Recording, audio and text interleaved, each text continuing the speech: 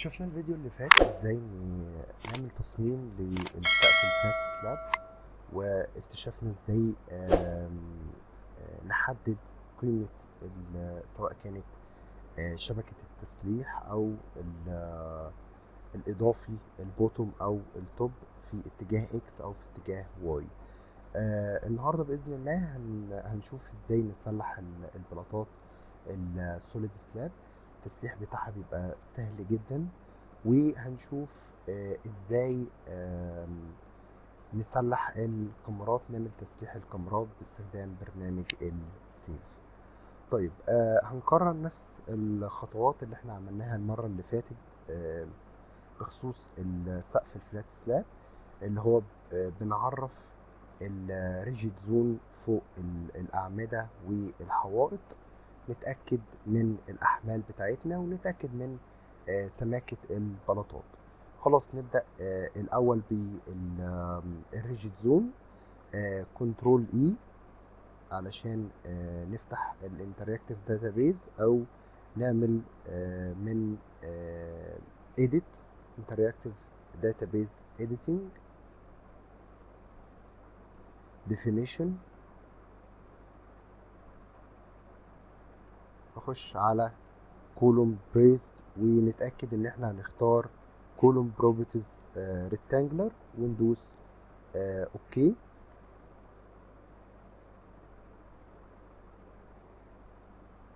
هيفتح لنا برضو الشاشة ديت. هنعمل برضو تو اكسل علشان نصدر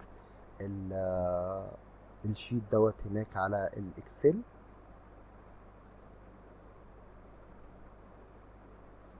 اتصدر معانا بالشكل دوت. خلاص الريجيد زون هنخليها بس يس، ونتأكد ان اول حرف زي ما قلت قبل كده يبقى كابيتال، وهدوس دبل كليك على الكورنر عشان يبقى كله يس، او اعرف الريجيد زون بالنسبة للأعمدة كلها، واعمل فروم اكسل اتأكد ان هم كلهم تعمل لهم يس.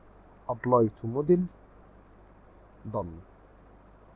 كده يبقى انا عرفت الريجيد زون فوق الاعمده. بالمثل بالنسبه للحوائط edit برضو interactive database، بس المره دي هنختار بدال الاعمده نخش على الوول. برضو بالمثل نصدر الشيت للاكسل،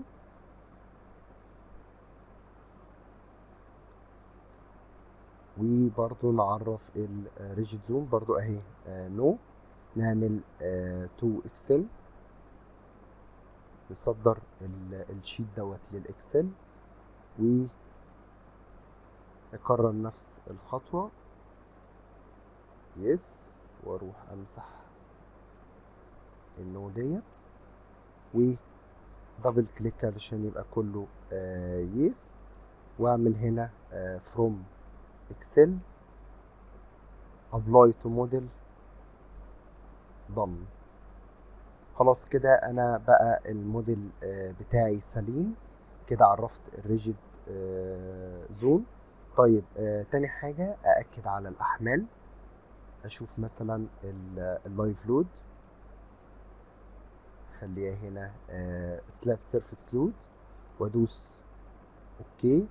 هنا 2 كانت عند الحمامات 3. طبعا فاكرين واحنا بنعمل تشيك ديفليكشن هنا ان الاحمال كانت موجوده ولكن ما كانتش ظاهره، فانا كده تمام.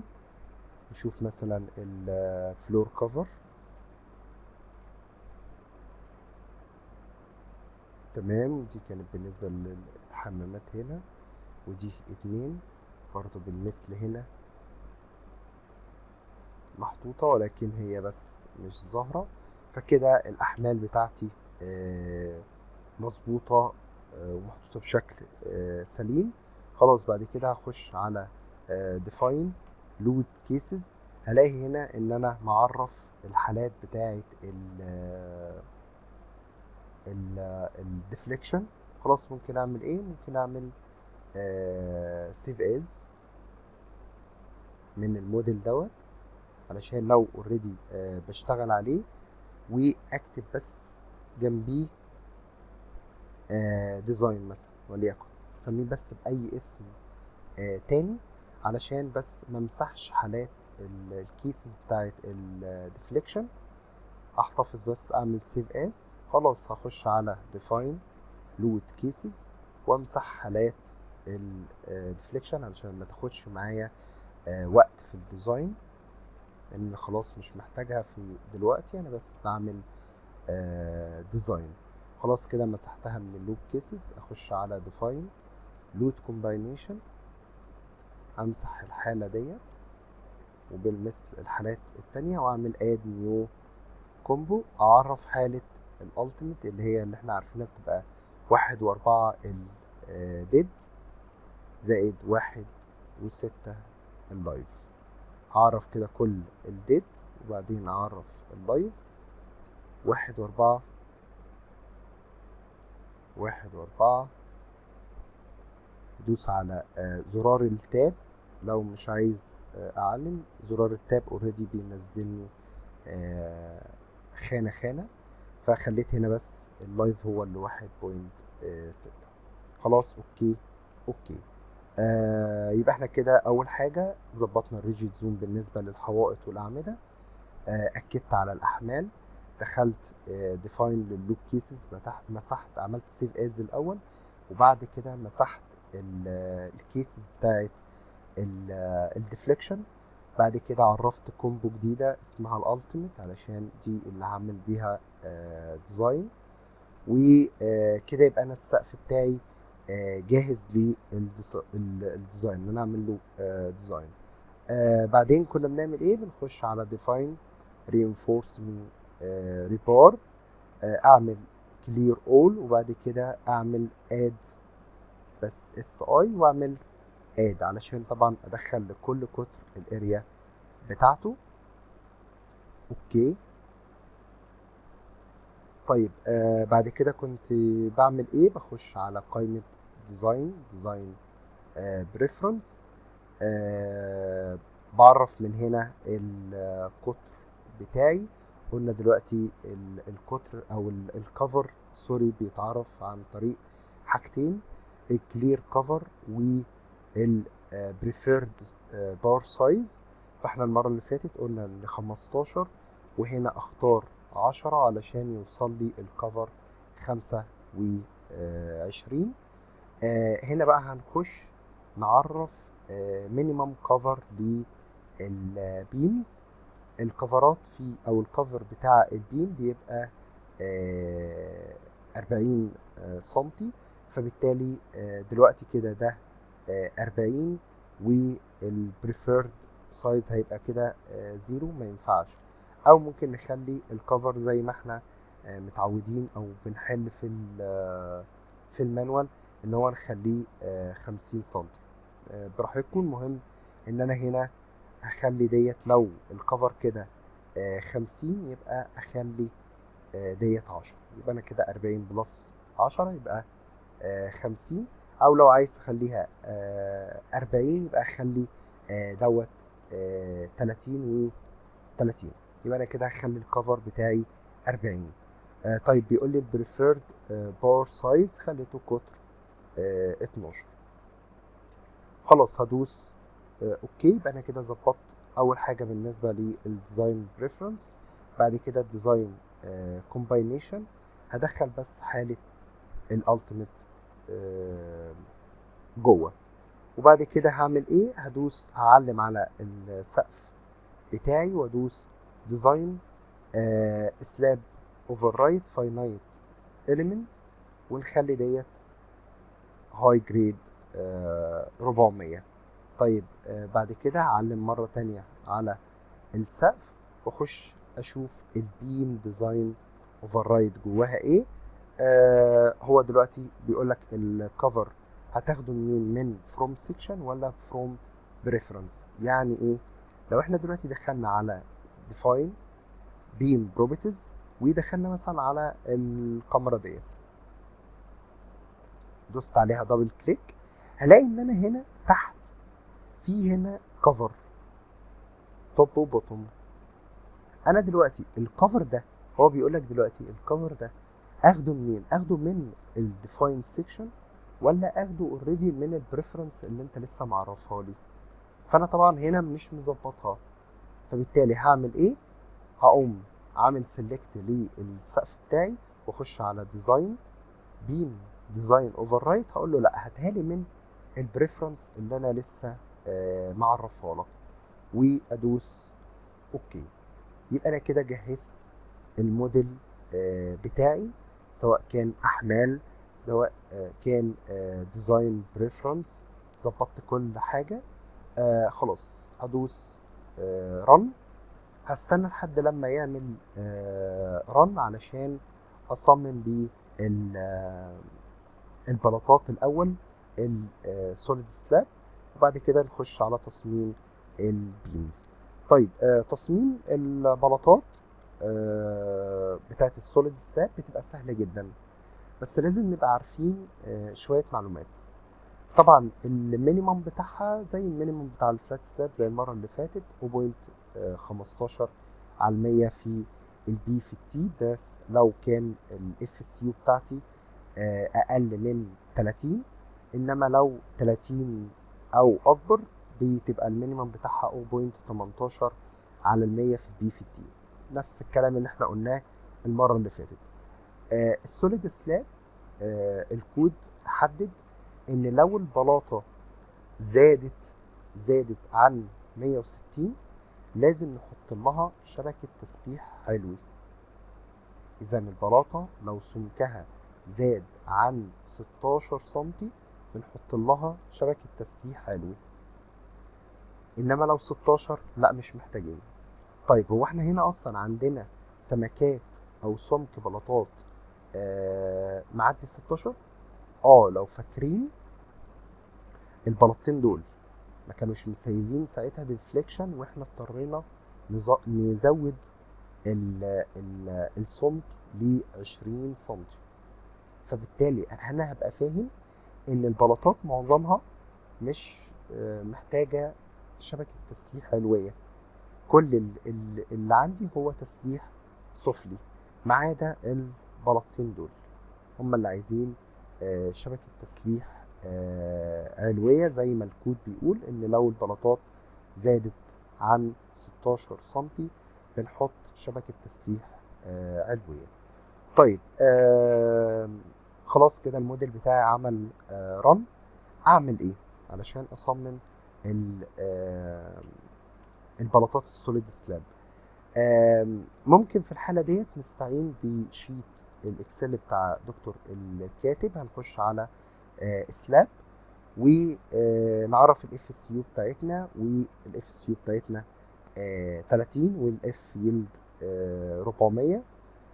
نخش نعمل ايه؟ نشوف الاول المينيمم بتاعنا. انا عارف ان المينيمم 0.18 على المية في 1000 عرض الشريحة 1 متر، في هاخد مثلا بلاطات 60 equal x في باي على 4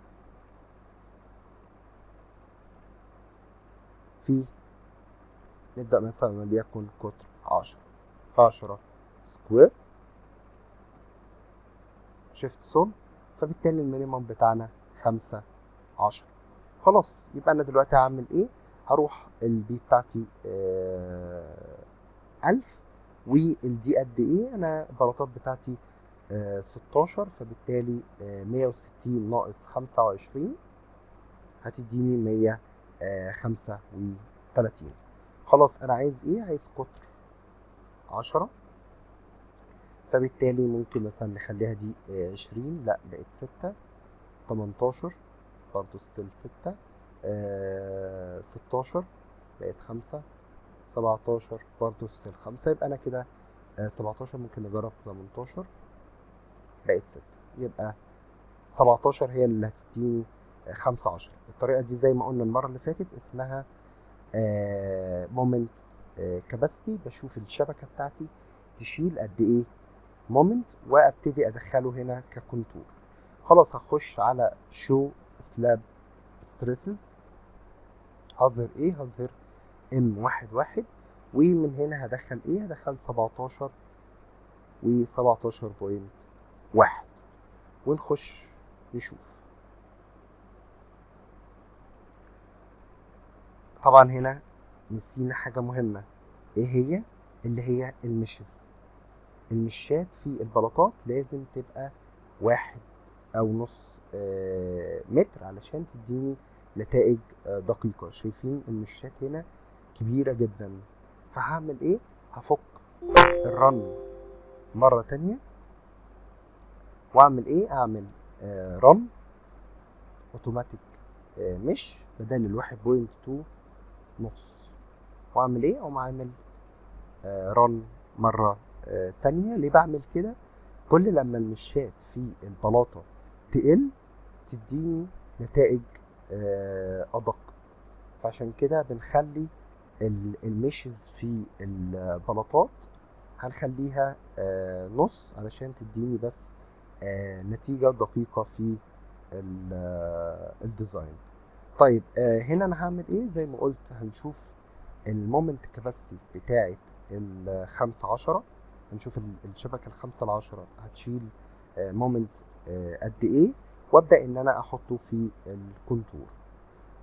طيب هنصلح البلاطات ال16 الاول، بعد كده اعمل ديزاين مرة تانية للبلاطات ال20، وابتدي ان انا احط لها التسليح بتاعها. طيب هنشوف دلوقتي التسليح بتاع البلاطات ديت على ال15 هيبقى مسيف ولا لأ، وبعدين نصمم اللي هي ال20 سم. نستنى بس يعمل رن. طبعا السوليد سلاب بياخد رن شوية، يعني بياخد وقت في الرن نتيجة طبعا البلاطات الكتيرة والكاميرات، فعشان كده بياخد وقت شوية.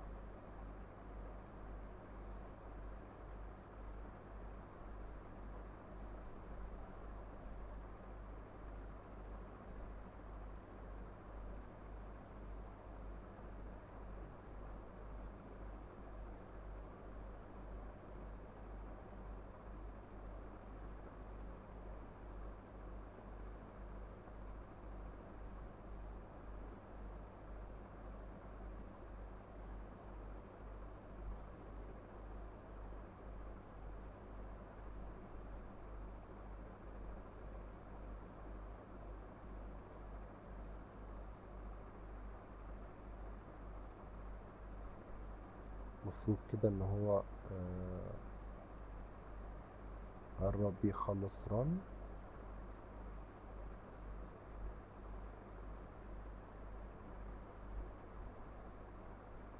تمام كده خلص رن، وطبعا واضح ان المشات زادت، فبالتالي ده يديني النتائج افضل في الاناليسيس. خلاص هخش برضو على السلاب ستريسز، نظهر نتيجة الالتيميت وبرضو M11 ونحط الكونتور بتاع الشبكة بتاعتنا. بس الاول نجرب لو وصلناها مثلا 17.5،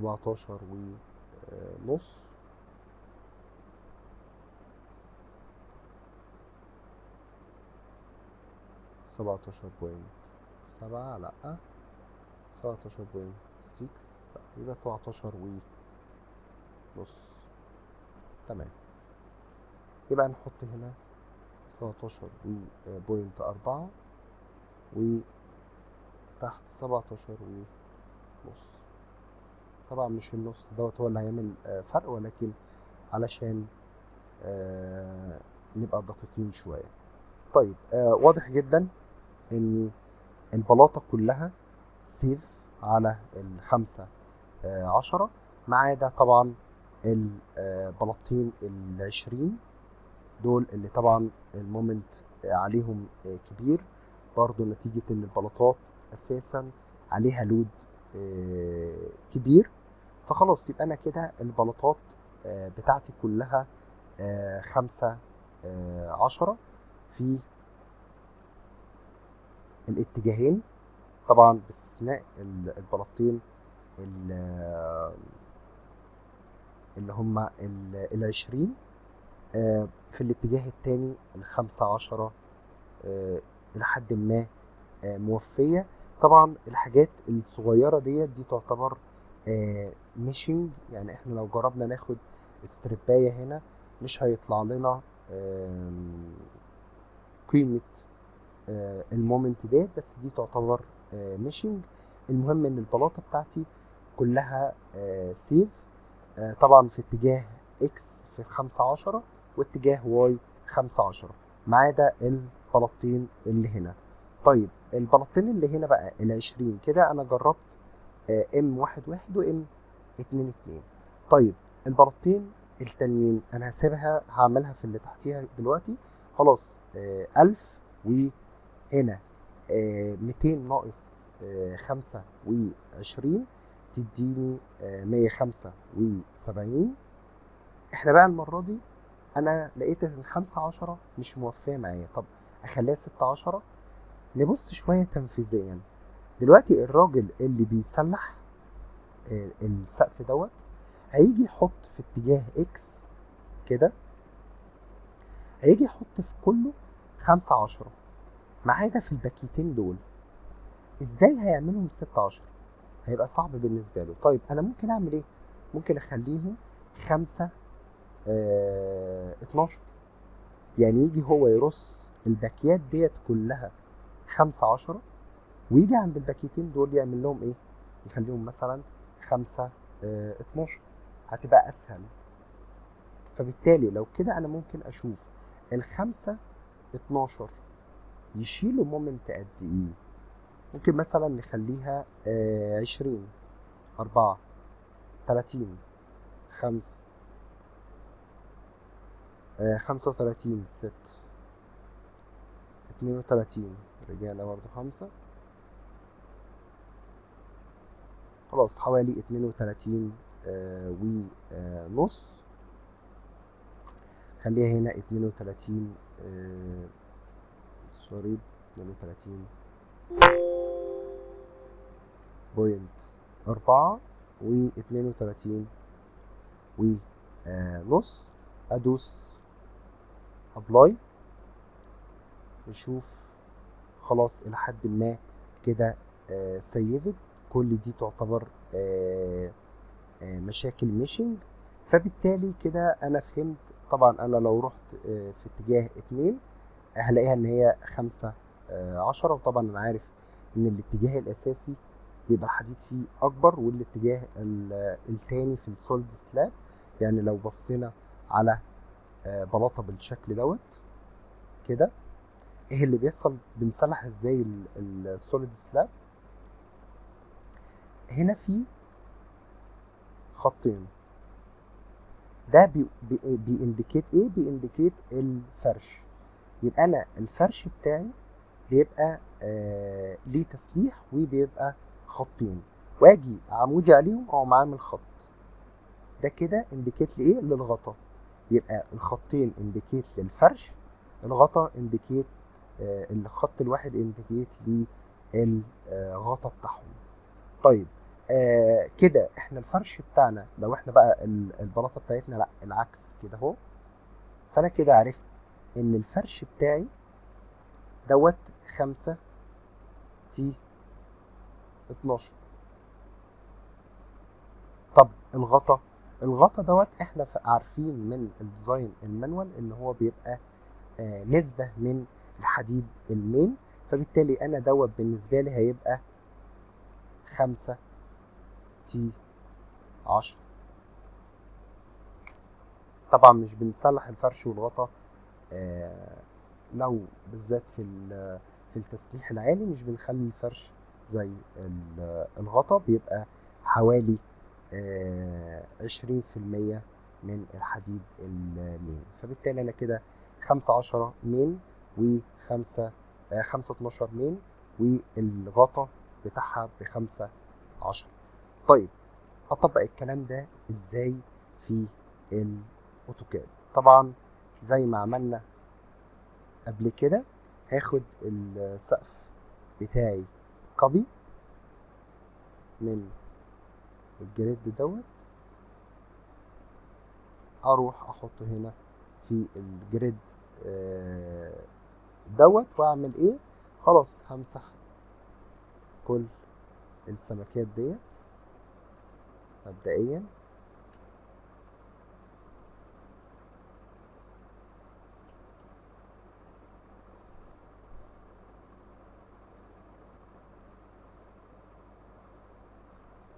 ماشي،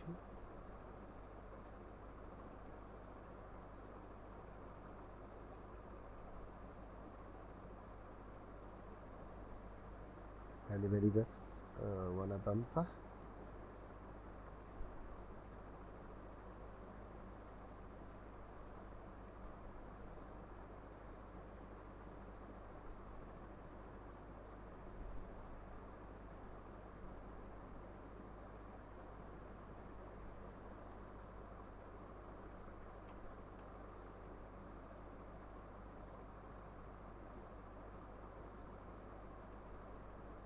تمام، اظبط بس البلان بتاعي بس ما يحصلش اي تداخل. بعد كده نبقى نرجع السمكات ديت الليفل، بس على الاقل نخلص التسليح. عشان كده انا خدت كوبي منها علشان السمكات ديت ما تروحش مني. طيب اعمل ايه؟ هرجع لفايل الماتش، هلاقي هنا تسليح السوليد ستاب عبارة عن ايه؟ عبارة عن خطين وخط. طيب اعمل ايه بقى؟ هروح دلوقتي الباكية بتاعتي ديت الاكس بتاعها او الاتجاه، احنا بنفرش ايه؟ بنفرش في الاتجاه القصير زي ما انا عملت هنا. شفت فين الاتجاه الصغير وفرشت فيه، وبعد كده عملت الغطا عليه. خلاص هعمل ايه؟ هروح هنا هبص على الباكية ديت، طبعا هحط التسليح بالشكل دوت وهعمل له كوبي،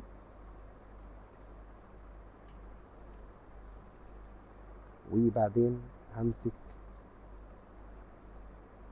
التسليح دوت اعمل له روتيت بالشكل دوت، وهعمل للتكست دوت ميرور.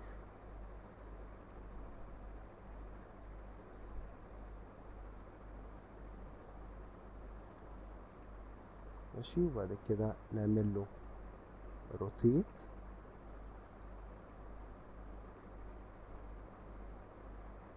نقفل الاورسو، نعمل له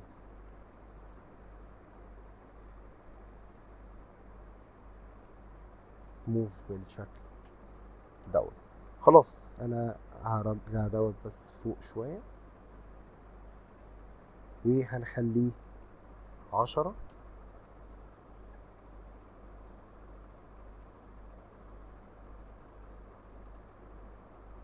و10. بس تكست خليه T10 at 200 اللي هي ال5 10. خلاص هاخد التسليح ده كوبي واشوف البلاطة دي مثلا ده الاتجاه القصير بتاعها. خلاص اجي اقوم عامل ايه؟ حاطط التسليح بتاعي بالشكل دوت، عامل بس استرتش الخط دوت بالشكل دوت. خلاص هو كده هيفهم ايه؟ هيفهم ان هو هيسلح الفرش بتاعه والغطا 15. ممكن مثلا لو حابين ان احنا نحط كمان ال15 في الاتجاه التاني كده اهو بالشكل ده، يبقى هو كده هيفهم ايه؟ هيفهم ان الفرش 15 والغطا كمان 15. خلاص هعمل ايه؟ هاخد التسليح دوت كوبي وسبيس بوينت زي ما قلت، الاختصار بتاعها كنترول شيفت سي، واخدها مثلا من نص الباكية كده واعمل بيست بالشكل دوت، بيست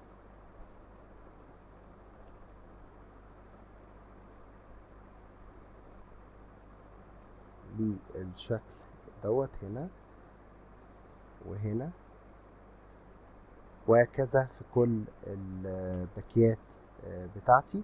مثلا هنا عايزين باكية كده، لاحظنا مثلا وليكن ان هنا ده الاتجاه القصير. خلاص هعمل ايه؟ اقوم واخد بالشكل دوت التسليح واقوم رايح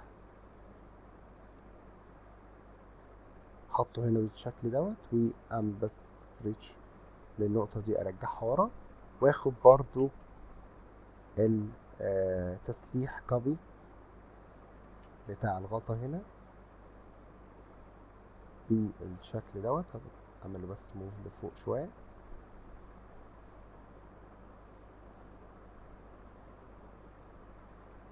وهكذا لكل البلاطات، اشوف فين الاتجاه القصير بتاعها واحط الخطين والخط.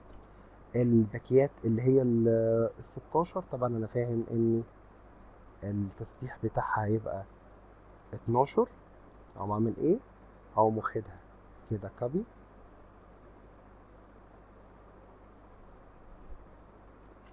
بالشكل دوت، اعمل لها بس ممكن موف شويه. ماشي، انا عارف ان التسليح المين بتاعها 10 ات 200، 12 سوري ات 200 للفرش، والغطا بتاعها 15. كانت كده ولا العكس؟ كانت العكس. نركز احنا عملنا ايه. احنا دلوقتي جبناها M11، فبالتالي مش ده الاتجاه اللي احنا سلحنا فيه، احنا سلحنا ال12 كده. طيب اعمل ايه ساعتها؟ خلاص يبقى انا هعمل لدوت ديليت، واروح اجيب لي التسليح اللي في الاتجاه دوت، و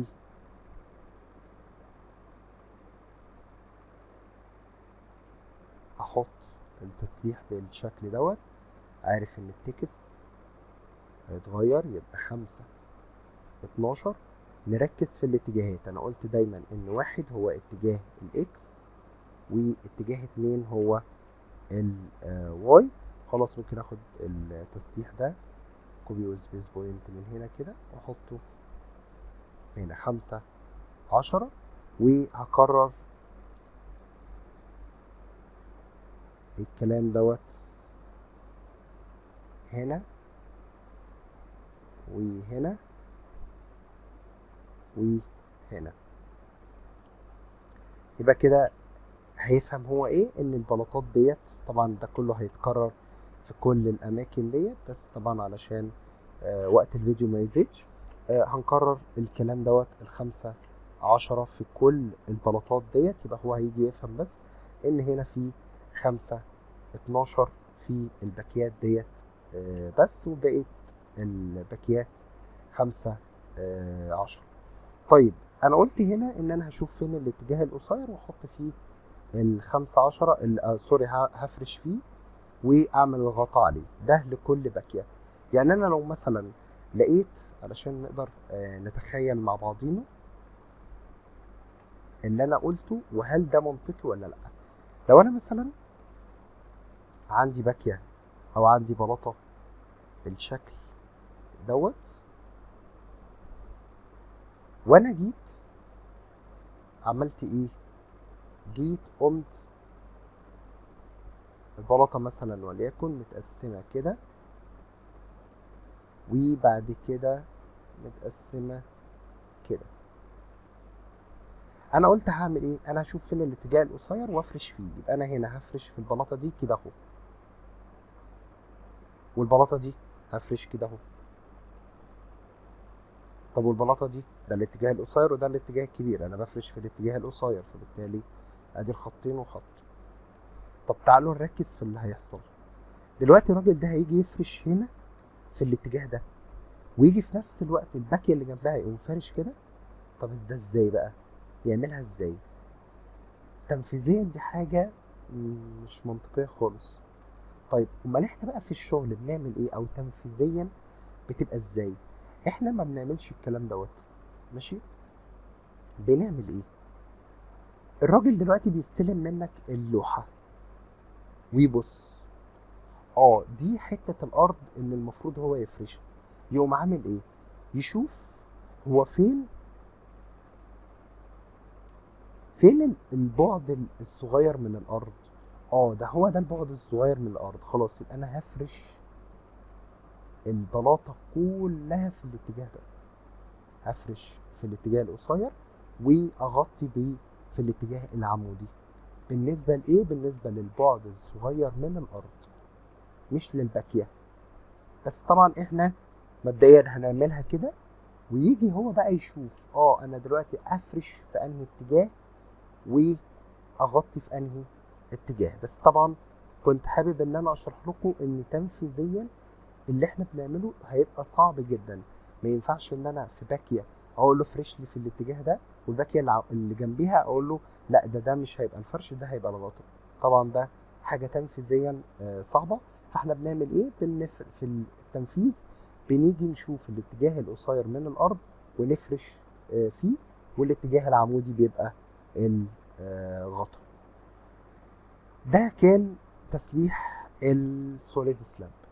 زي ما قلت لكم التسليح بتاعها سهل جدا، ما فيهوش وقت، ما فيهوش اضافي علشان يرخم علينا. كلها بتبقى بالمومنت كاباستي. بشوف الشبكه بتاعتي هتشيل قد ايه، ممكن مثلا 15 16 تسليح، والباقي ممكن لو بلاطات كبيره ممكن نسلحها بفاي 12. ده كده كان تسليح السوليد سلاب. طيب هنعمل ايه دلوقتي؟ هنسلح الكمرات. تسليح الكمرات سهل جدا، ماشي؟ بس محتاجين نعمل ريفرشمنت لكذا بوينت علشان بس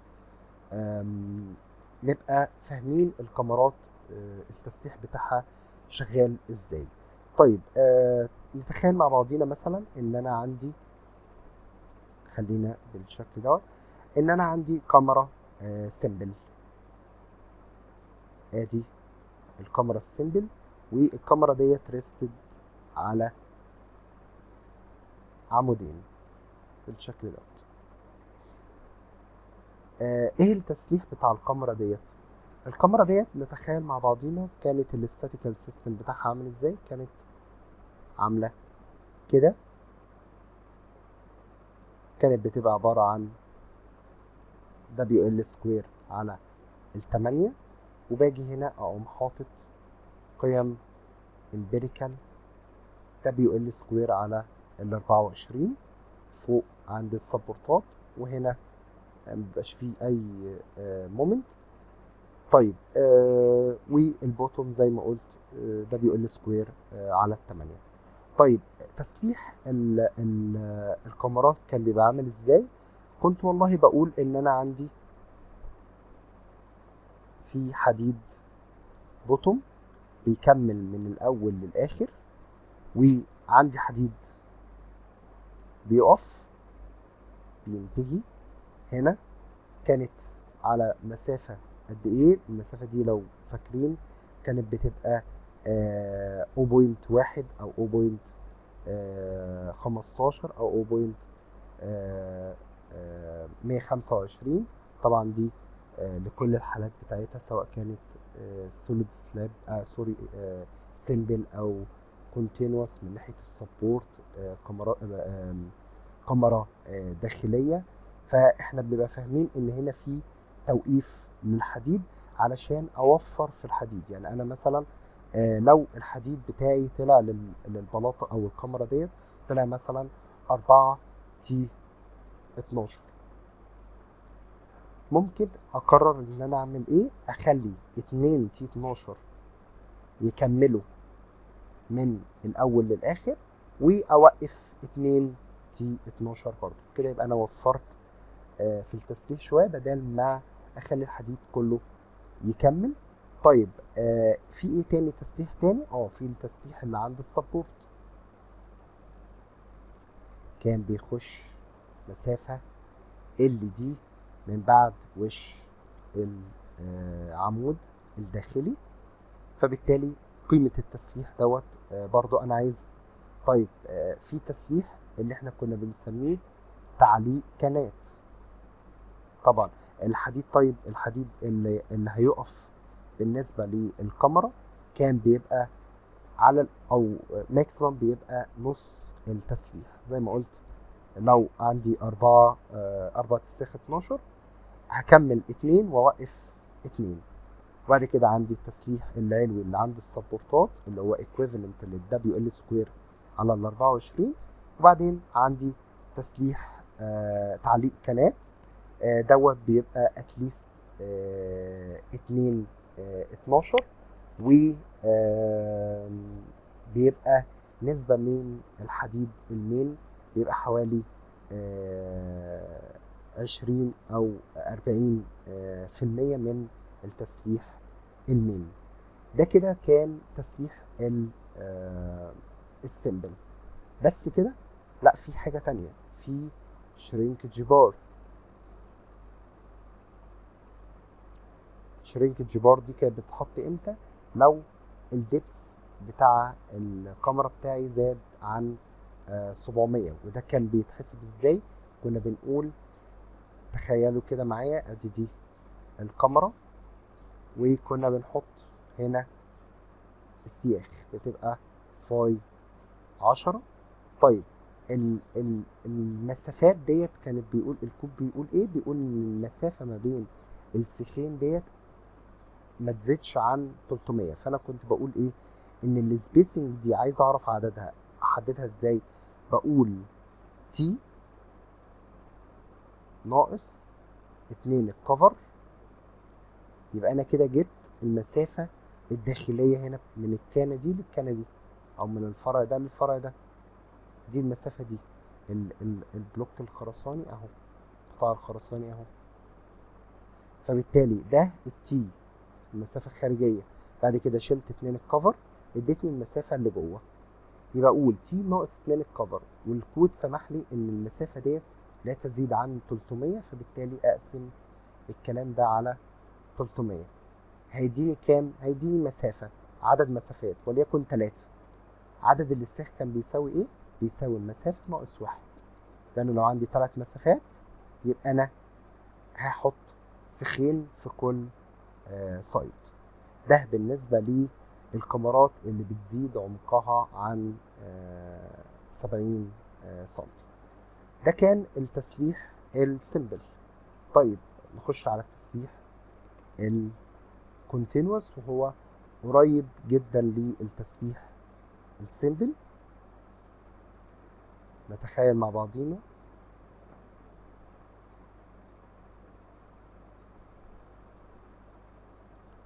كاميرا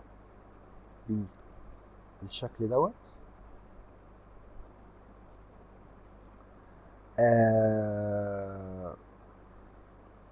عندي برضو تسليح بوتوم بالنسبة للكاميرا دي، كان بيجي يقف عند وش الكاميرا التانية.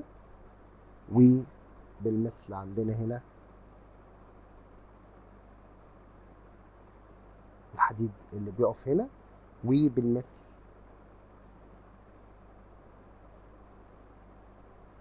الحديد البوتوم بالنسبة للتانية.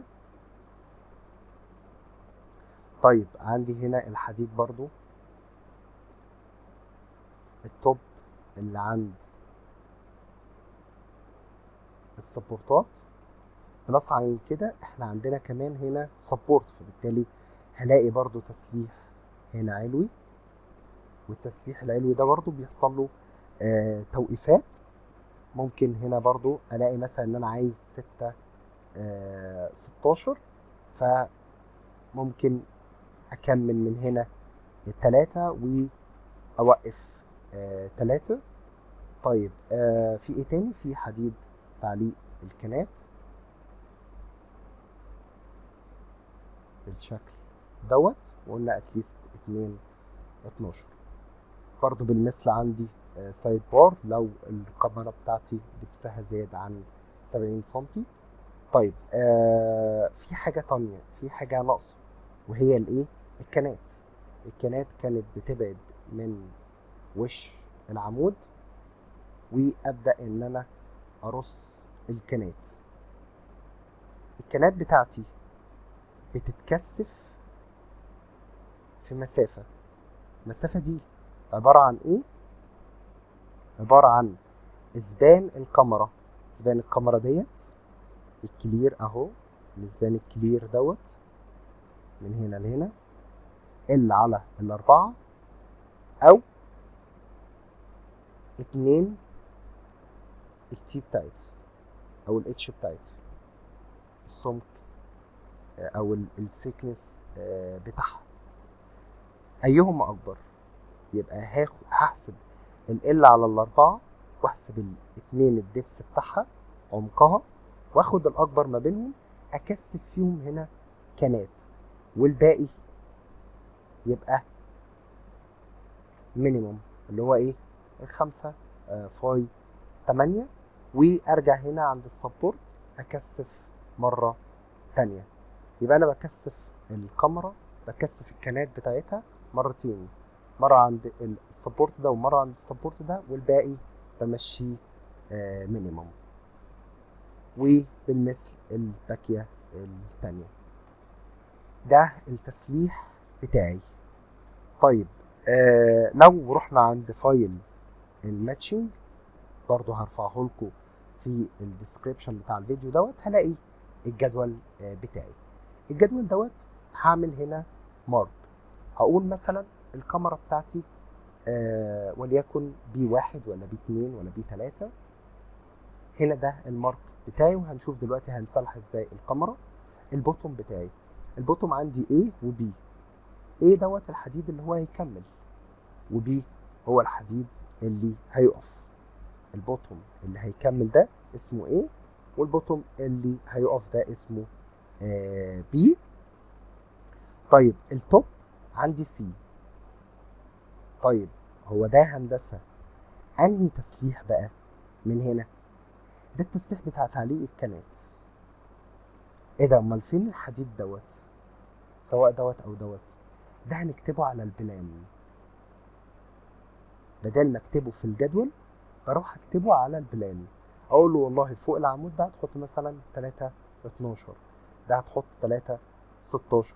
فبالتالي كل حاجه هتتكتب، تسليح التوب دوت هيتكتب على البلان، انما تعليق الكنات هيتكتب في الجدول اللي هو السي. طيب بعد كده هنحدد له هل في سايد بار. في سايد بار. عددهم قد ايه؟ 2 4 6، بيبقى على طول قطر 10. طيب الستيربس زي ما قلت عند السبورتات بنكثف تسليح او الكنات، وفي الميدسبان بناخدها المينيموم. وهنا لو عايز اعمل اي ريمارك. فبالتالي ده جدول التسليح. خلاص هاخده كوبي واروح احطه هنا. طيب محتاجين احنا ايه بقى دلوقتي؟ محتاجين الاول ان احنا نأكد على الكاميرات بتاعتنا ان هي متقسمة بشكل صحيح. انا الكاميرا ديت عندي متشالة على الكاميرا دي والكاميرا دي، والكاميرا ديت فعلا متشالة على الكاميرا ديت. الكاميرا دي هي دي الكاميرا الكبيرة وكله كان متشال عليها. قلنا الكاميرا دي هي دي الأساسية. تمام، يبقى أنا كده الكاميرات بتاعتي مظبوطة. طيب الكاميرات بتاعتي بتتصمم على كود البريطاني. فبالتالي انا دلوقتي مكان الاي سي اي بعد ما خلصت البلاطه بتاعتي، خلاص هخلي الكود بتاعي دوت بدل الاي سي اي هيبقى كود بريطاني بي اس 8110. هو ده. واوريدي انا مظبط الكفر بتاعي 40. هعمل بيقول لي خلي بالك ان الريزلتس هيحصل لها ديليت. خلاص تمام، واعمل رن سريع. وانا اوريدي مظبط كل حاجه كبريفرنس من الاول. فبالتالي بس جاست ان انا غيرت الكود بتاعي. اعمل ايه دلوقتي؟ انا عايز دلوقتي اعمل ديزاين للكاميرات بتاعتي. هعمل ايه هنا؟ ده احنا كنا بنعمل من هنا ديزاين شو سلاب ديزاين، اللي جنبها هنلاقيها شو بيم ديزاين. خلاص هدوس على البيم ديزاين. هنلاقي هنا في حاجتين، في لونجيتيودينال ديسبلاي تايب، لونجيتيودينال ريبار وترانسفيرس ريبار. دول ايه؟ دول المومنت والشير. فبالتالي هعمل ايه؟ هقول لونجيتيودينال ريبار وادوس ابلاي. دلوقتي هنا بيقول لك الديسبلاي اوبشنز يا فيل دايجرام. لا احنا عايزين الفاليوز وادوس ابلاي. هو ده التسليح بتاعي. طيب هنسلح ازاي؟ نمسح الكلام دوت علشان نشوف. دلوقتي اللي ظاهر عندي هنا دوت المومنت. طيب او سوري الاريا ستيل. ماشي، ده الاريا ستيل. طيب اصلح الكاميرات ازاي بسرعه؟ انا هجيب ورقه جنبيه، ماشي، واعمل كالتالي. هقول ان انا دلوقتي هبدا باول تسليح 2 سوري 2 تي 10. الاريا بتاعت ال 2 تي 10 دي بتساوي كام؟ اروح هنا على الكالكوليتور واقول 2 في 78 ونص. طبعا انا عارف وقلت المره اللي فاتت ان احنا لازم نحفظ الاريا بتاعت كل قطر كام. فدي هتديني 175. طيب ال 3 تي 10 تديني كام؟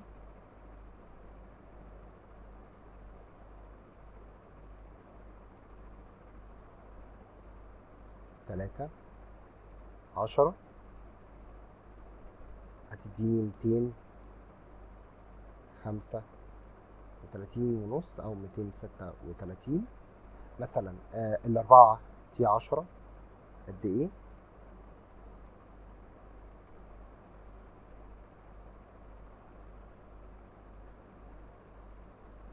أربعة 314.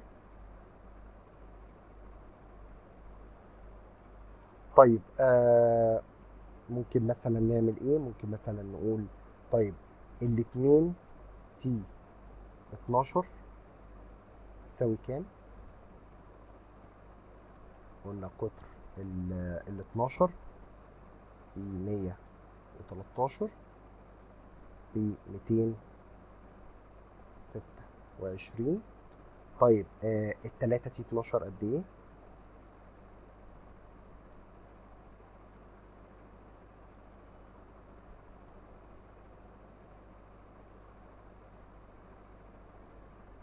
تلاتة 9.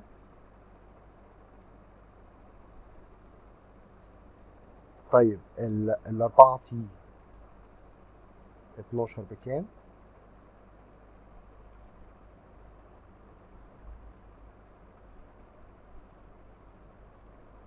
ب4 5 2. ده كده بالنسبة للقطر 12. طيب انا ممكن اعمل حاجة تانية، ممكن اقول مثلا 2T10 او T12 بلس 2T10. هو ايه ده يا هندسة؟ ده ممكن اللي هيكمل من السبورت للسبورت 2T10 واوقف سوري 2T12 واوقف 2T10. دي هتبقى برضو حل. ممكن يبقى حل بدال اوفر ان انا استخدم 4T12. ممكن ان انا استخدم 2T12 بلس 2T10. نروح هنا نقول 2 في 113 بلس 2 في 78.5. سوري هنا دي بلس تديني 383.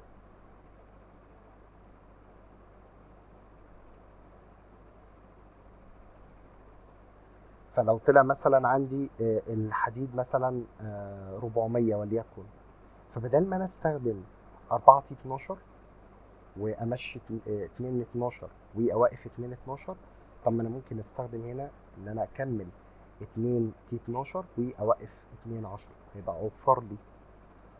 طيب الحديد اللي بيقف يعني بيكمل من السبورت للسبورت على الاقل سخين، مينيموم سخين، والحديد اللي هيقف على الاقل سخين. يعني ما ينفعش اوقف سيخ واحد، لازم سخين. طيب ممكن مثلا نعمل ايه؟ ممكن اقول مثلا 3T12. الورقه دي انا بجهزها جنبي كده وانا بصلح الكاميرات، وهشوف القيم وابدا اصلح على طول. طيب 3T12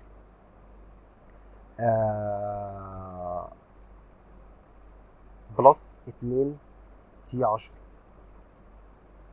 تديني كام؟ كذا. كل رقم من هنا ده هديله نموذج. هقول مثلا ان ده اسمه B1، B2، B3، B4، B5، B6، B7، B8 وهكذا. وابدا ان انا اروح. ده كان ايه بقى؟ ده كان الريمارك مارك دوت. ده B1، B2، B3، B4 وهكذا. وابدا ان انا ارص هنا الحديد بتاعي. طيب اروح بعد كده اشوف انا دلوقتي جهزت الورقه دي معايا تمام، وابدا ان انا اخش هنا. والله الكاميرا ديت عايزه حديد 129. ارجع هنا اشوف 129 ده يبقى يتحط لها T2T10، يبقى دي اسمها B1. الكاميرا ديت اسمها B1. يبقى انا هقول ان انا عندي اول حاجه ممكن ناخد التكست دوت، او ممكن مثلا نروح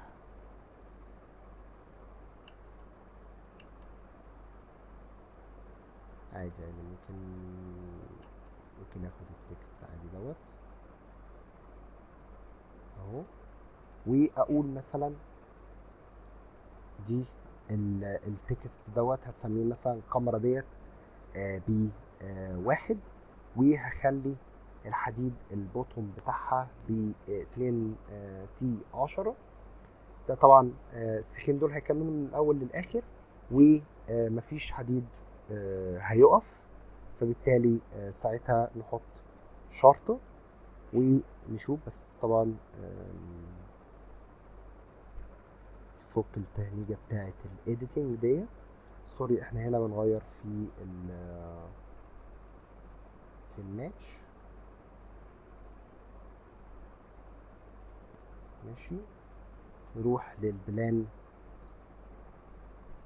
بتاعنا، ناخد التكست دوت كوبي بالشكل دوت، ونسمي ديت B1. ماشي. الكاميرا بقى الB1 ديت التسليح بتاعها كام؟ قلنا 2 T10. طيب الحديد ده الحديد اللي هيكمل. طب والحديد اللي هيقف؟ قلنا مفيش، فبالتالي هنعمل شرط. طيب يبقى انا هروح هنا على البلان، التكست اللي انا اوريدي حاطه هنا ده هخلي بس دي B1. انا كده فهمت ان ديت دبسها ايه. دي عرضها 120 في 600 B1.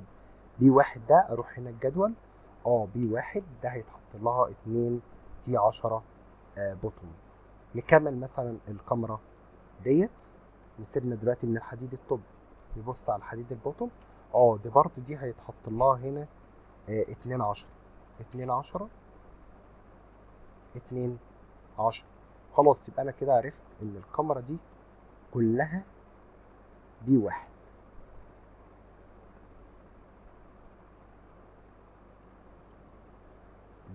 ممكن مثلا نبعدها كده، او ممكن مثلا نحطها ما بين قوسين بالشكل دوت اهو، علشان بس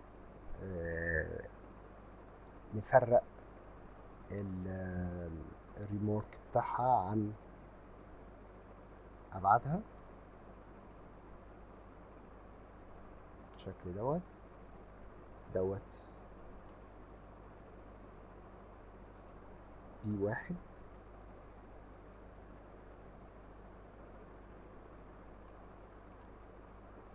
والكاميرا اللي هناك ديت B1. يبقى انا كده فهمت ان دي اول كاميرا بتاعتي B1.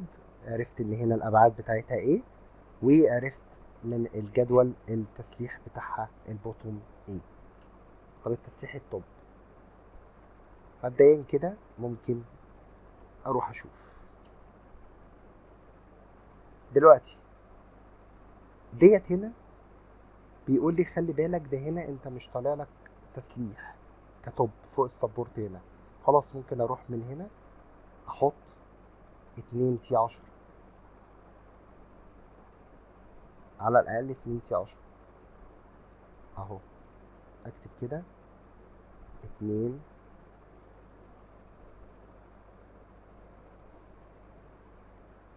T10 فوق السبورت دوت. طيب فوق السبورت تاني انا هلاقي هنا قيمتين زي ما انا شايف، 161 و148. اخد مين؟ طبعا بديهي ان انا هحط الكبير فيهم، فبالتالي همشي ال 161. طيب ارجع هنا للورقه اللي انا اوريدي عاملها، انا عايز 161. خلاص احط مين؟ 2 10 مش هتنفع. طب يبقى هنا في الحاله دي احط 3 10. تسليح الكاميرات سهل بس محتاج تركيز شويه. يبقى ديت هيتحط لها 3 10. طيب نكمل.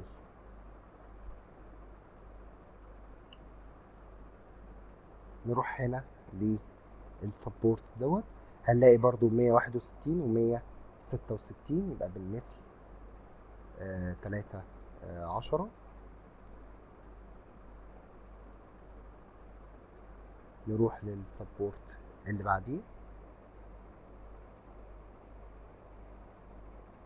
طيب هو انا ممكن اكبر السمك بتاع الكتابة، ممكن اخش مثلا من اوبشن، كانت جرافيكس بريفرنس، الماكسيمم فونت سايز ممكن مثلا نخليه 10، والمينيموم وليكن 5. بدوس اوكي، فالتكست كبر شوية. فهنا برضو 161 و147 هنحط لها 13. وأخيرا العلوي اللي هنا ده هيبقى 12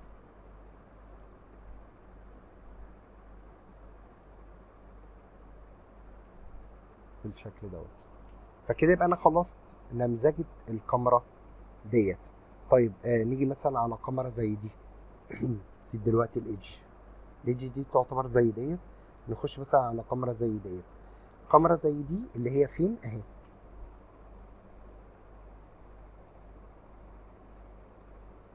اهي دي عايزه كام؟ عايزه 484. نروح هنا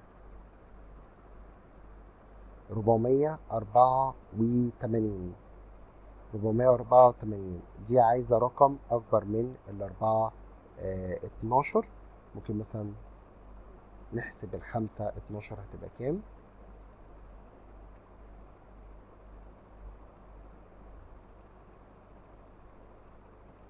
خمسة في 113 ب565. ممكن مثلا نمشي بنفس المنطق اللي هنا.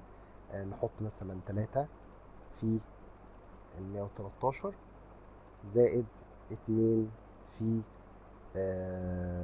58. دي 496 هيبقى اوفر من الخمسة 12. يبقى انا دي هحط فيها 3 12 بلس 2 10. اروح هنا الكاميرا ديت اهي. مبدئيا نشوف الاول التسليح البوتون بتاعها 293.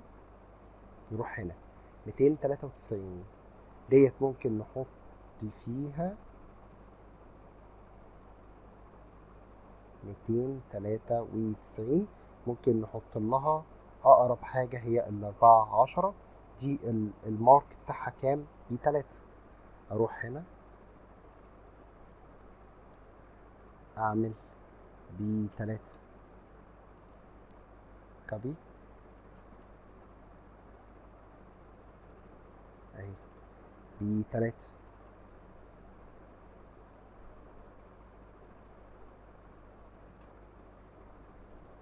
غيرها ب3.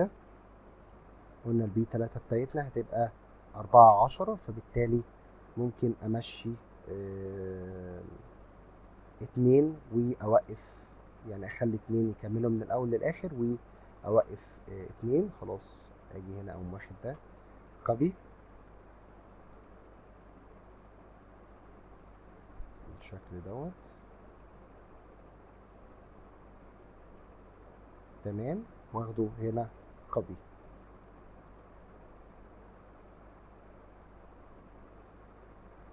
خلاص كده انا فهمت ان دي 3 عايزه 14.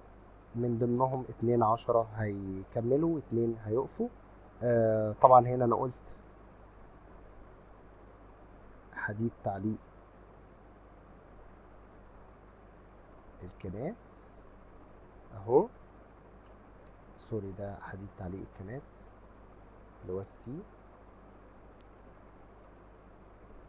والسايد بار بتاعي عندي السايد بار، او ممكن ان انا اكتبها له ده في النوتس. خلي بالك ان لو الدبس بتاعك زاد تحطها. فاحنا ممكن كمان نمسح، نعمل تريم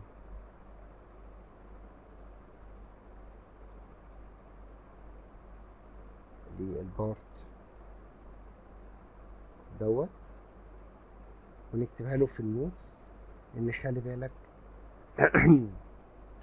ان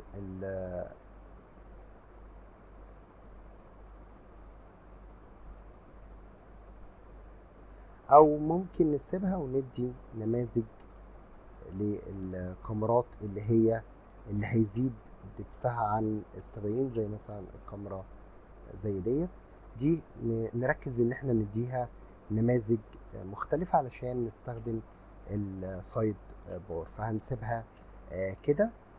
ولسه الكنات. طيب هنا هنحط لها ايه تعليق كنات. ممكن مثلا نحط هنا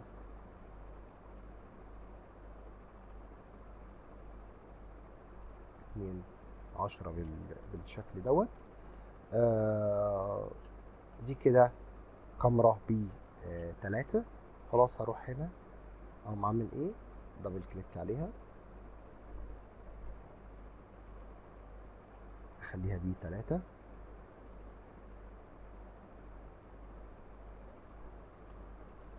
يبقى انا كده فهمت ان ديت الكاميرا ديت ب3. المارك بتاعها اهو ب3، هيتحط لها 4/10، والحديد اللي هو تعليق الكنات بتاعها 2/10. طيب الحديد اللي عند السبورتات هيبقى كام؟ هنروح هنا نشوف 484. اروح اشوف هنا عايز 484. ممكن مثلا نحسب ال 484. ممكن نستخدم برضو ال 3/12. نشوف كنا حاسبين ديت 484 زي ما قلنا 3/12 بلس 2/10.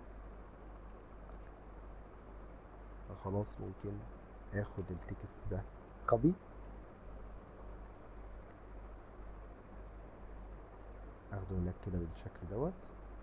اعمل ايه؟ اقول له والله انت هنا هتحط لي 3/12 بلس 2/10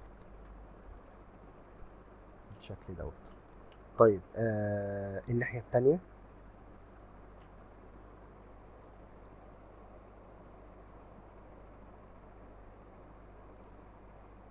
هنا ما عنديش تسليح، خلاص احط الايه، احط له على الاقل كبي.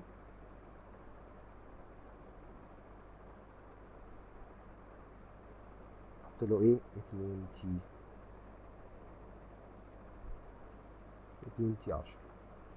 بالشكل ده. ظبط طبعا التكست بتاعي، وهكذا لباقي الكاميرات.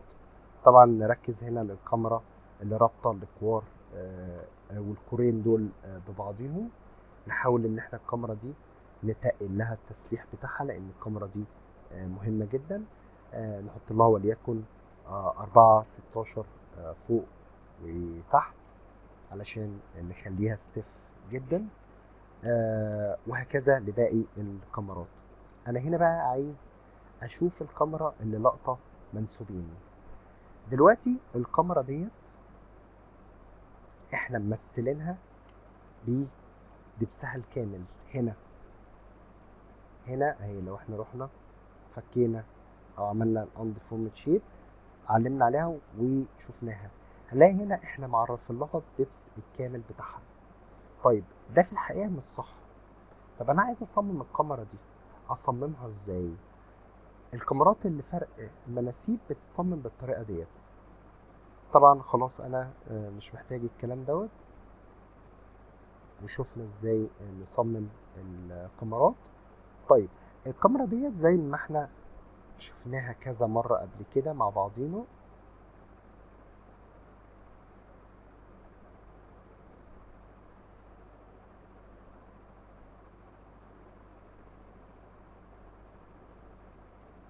هي دي الكاميرا بتاعتي. اصممها ازاي؟ دلوقتي انا معايا هنا بلان، معايا هنا ملف سيف للي في الليفل اللي فوق، ومعايا ملف سيف.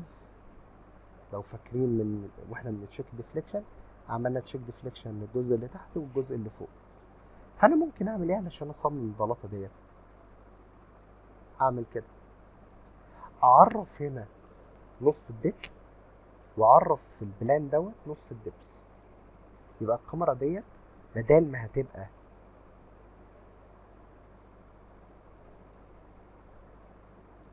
متعرفة في برنامج السيف ب1530، لا انا هقول ايه، هقول 1530 على الاتنين هتديني كام؟ 775. يبقى انا هعرف كاميرا 25 في 775، او لا هي 12، يبقى 120 في 775. ده هيبقى في الملف دوت. واروح في الملف اللي كان فيه المشاية لو فاكرين، هروح اعرف الكاميرا دي برضو، اعرفها بكام؟ ب 765. واروح اصمم في البلان دوت الكاميرا، واروح اصمم البلان ده الكاميرا. واللي هيتحط في البلان هو عبارة عن ايه؟ عن المجموعة. يبقى انا هشوف الكاميرا دي وليكن هتجيب لي بوتوم قد ايه، وليكن 2 12، واروح هناك الاقيها مثلا جابت لي 2 10. يبقى الكاميرا ديت هتاخد حديد بوتوم 2 12 و2 10. طب الحديد التوب هيبقى برضه المجموعة. اروح اشوف هنا حديد توب قد ايه، واروح هناك اشوف الحديد التوب قد ايه في نفس المكان. والتسليح اللي هيتحط على البلان هو عبارة عن ايه؟ عن مجموع ده زائد ده. ده بالنسبة لتصميم الكاميرات اللي لقطة فرق مناسيب. شفنا دلوقتي النمذجة بتاعت الكاميرات عاملة ازاي. النمذجة مش ان شاء الله مش هتاخد وقت.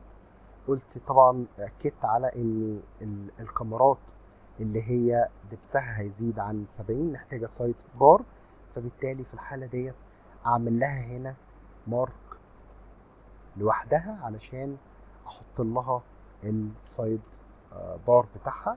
شفنا ازاي نحسب السايد بار، بس نخلي بالنا ان زي ما قلت الكاميرات ديت اللي تزيد دبسها عن 70 سنتي نديها مارك لوحدها علشان نعرف لها السايد بار بتاعها. طيب بالنسبة لديزاين الشير، خلاص انا ممكن افتح هنا شو بيم ديزاين اللي هي بتاعتنا، اختار بدل اللونجيتيودنال يبقى ترانسفيرس ريبور، وادوس ابلاي.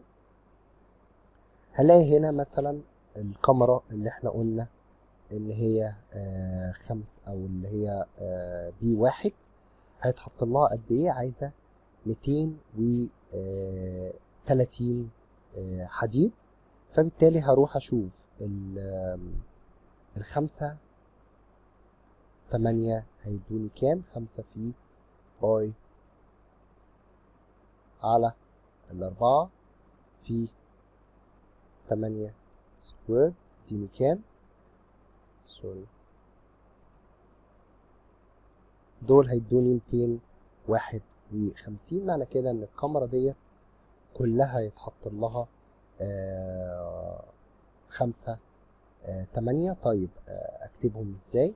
طبعا قلنا الكانات ليها تكثيف في الاول وفي الاخر، فبالتالي القيمة اللي بتطلع لي من هنا ده قيمة التكثيف. فبالتالي اروح هنا اقول له انت هتحط كانات قد ايه؟ اقول له هتحط 5 بدل تي، ده هيبقى مايلد ستيل، ده اللي هو 240. فبالتالي هقول له 5 ار 8، يعني 5 سياخ، او ممكن نقول له كده على طول ار 8 ات 200. فكده هو هيفهم ايه؟ هيفهم ان هو هيحط 5 سياخ فاي 8، وبالمثل هنا